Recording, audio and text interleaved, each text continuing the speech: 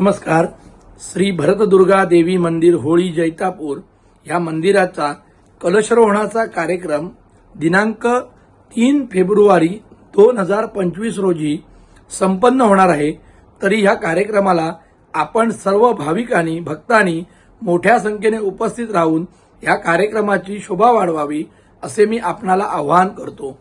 वल्लभानंद स्वामी महाराज गाणगापूर यांच्या शुभ हस्ते हा कलशरोहणाचा कार्यक्रम संपन्न होणार आहे.